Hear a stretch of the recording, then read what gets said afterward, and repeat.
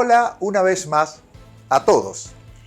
Comenzamos el 2023, no sin antes desearles un feliz año. Y lo vamos a comenzar nuevamente en el taller con los motores 2T, que sé que a ustedes les gusta. Y en este caso vamos a probar una moto que ha venido dando una falla extraña. Con una moto que se ha venido gripando. Una KTM 125 año 2019, una moto nueva, muy bien cuidada. Es una moto que se ha usado con un chico de solo 12 años, pero que la moto lleva 2 gripajes de pistón. Ha habido que cambiarle 2 veces el pistón. Lógicamente que es por un tema de generación de temperatura, pero la moto no se le ha cambiado nada de lo que trae original. Ni el punto de encendido, ni su caja de láminas, no se ha trabajado en la compresión, en las ventanas, en el escape, en absolutamente nada. Pero la moto ha tenido 2 gripajes. Entonces decidimos ponerla en un banco de prueba de potencia y ahí ver qué es lo que hace y a su vez poder diagnosticar con más facilidad dónde estaba el problema. Y para eso recurrimos al banco de una persona que ha estado muy ligada a mi vida. De jovencito fue piloto de mis motos, de mis ciclomotores al principio. Con él ganamos muchos premios. Luego comenzamos en una gran aventura, la Fórmula 4 de Chevrolet. Luego siguió, yo me retiré por temas de tiempo, él siguió, terminó saliendo campeón.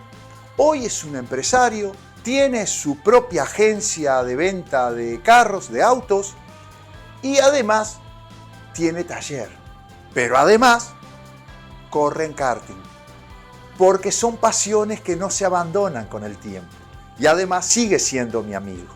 Entonces vamos allá, vamos a poner esa moto y vamos a ver cuáles son los problemas que tiene para que una moto que no debería dar problemas porque no dan problemas haya estado pasando esto.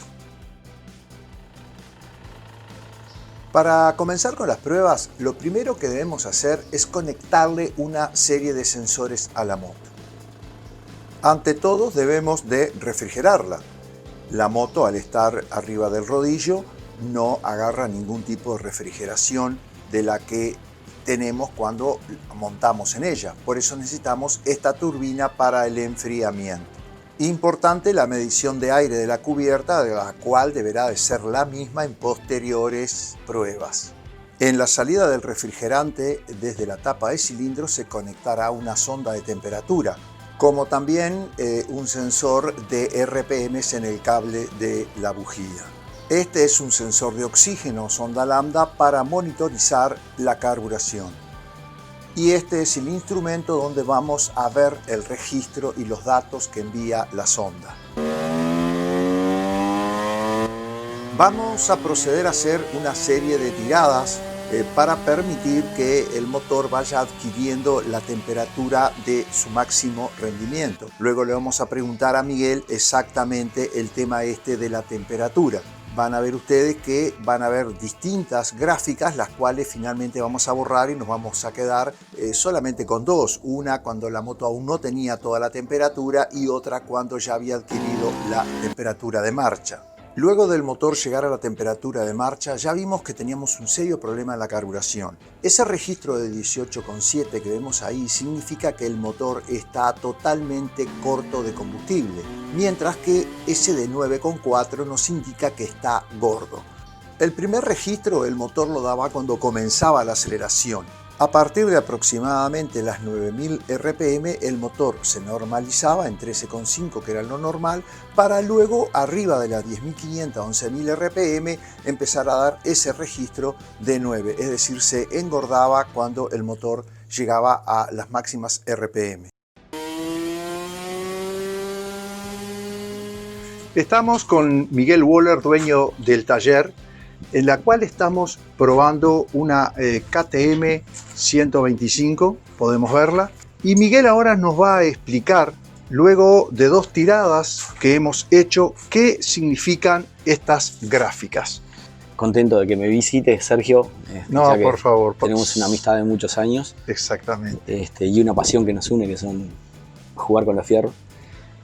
No, esas 2 tiradas simplemente estuvimos buscando la temperatura ideal del motor, viendo la variante que tiene de un extremo al otro, desde un pico de temperatura alta a un pico de temperatura baja.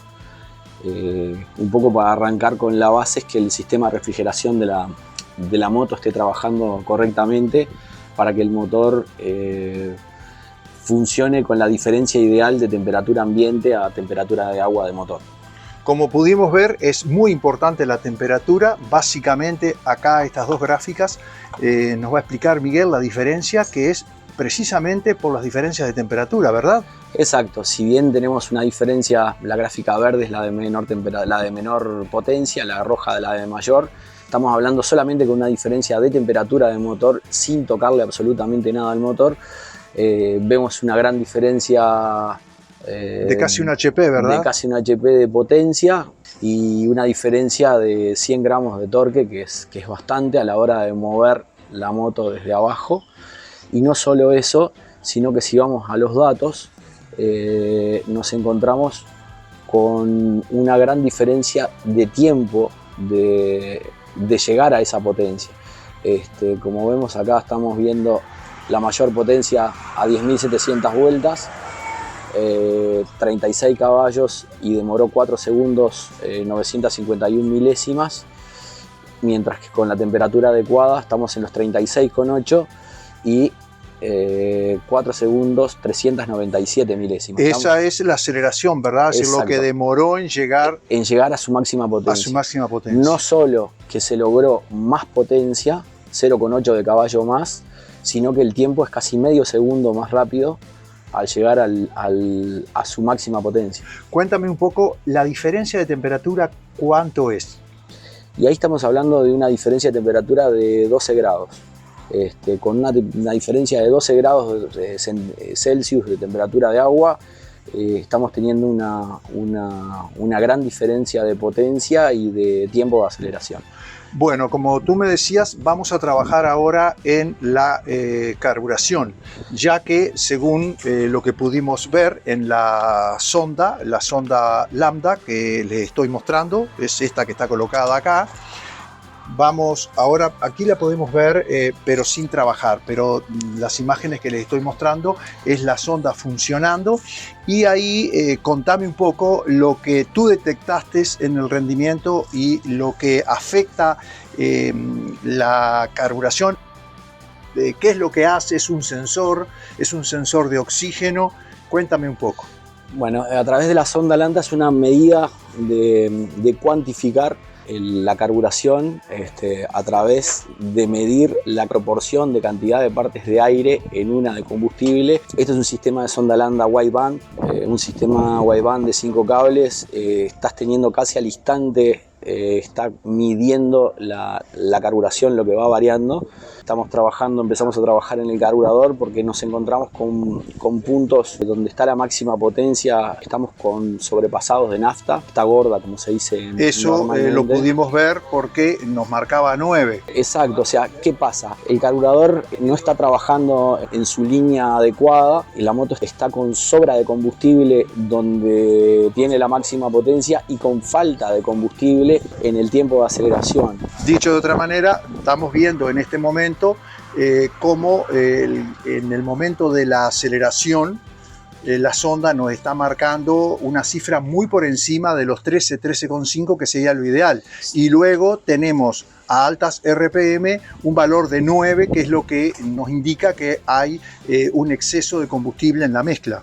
Exactamente. La carburación es uno de los periféricos que más varían la potencia del motor. Estamos hablando que muchas veces se hacen modificaciones en conductos, flujometría de un motor para, con un montón de esfuerzo y de técnica, lograr una mejora de un 1%, un 2% de la flujometría, el llenado del motor, como se le llama. Y eso hace que haya otras velocidades diferentes de gases en los conductos, que el carburador debe estar lineal con esa con esa velocidad de gases, y muchas veces lo que quiero redondear es que mejorás con flujometría, con hacer lumbreras diferentes, conductos diferentes. En el caso de los 4 tiempos, lográs un caballo y podés llegar a perder hasta 5 o 6 por no una carburación adecuada en el caso de carburadores o una mezcla correcta en el caso de las inyecciones. Se entiende que cuando mejoramos la tapa, como tú decías, con la flujometría, cambian las velocidades por el carburador y eso necesariamente hace que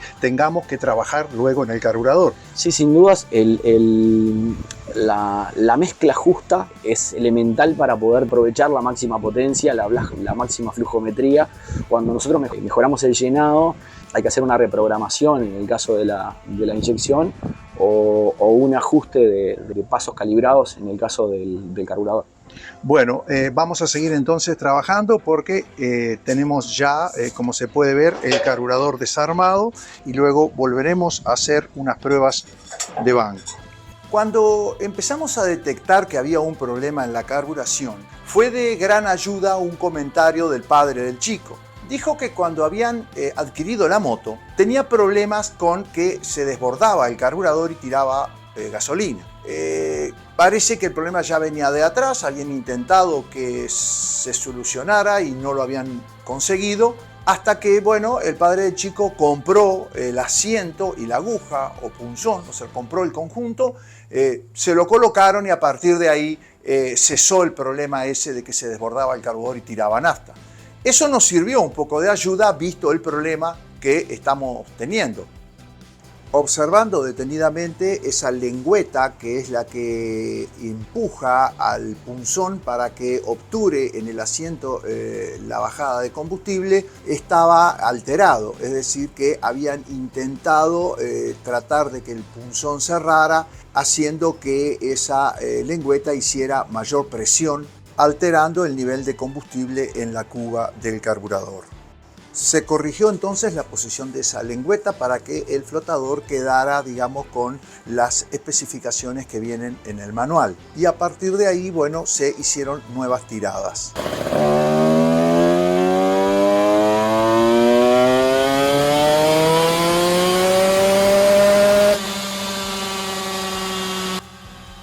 Al instante pudimos ver la diferencia en el motor, cómo creció la potencia y también el par generado por este motor solamente con el cambio del nivel. Y algo que olvidé decirles era que el dueño le había puesto 5 puntos más de Cicler, el cual lo volvimos a numeración de origen.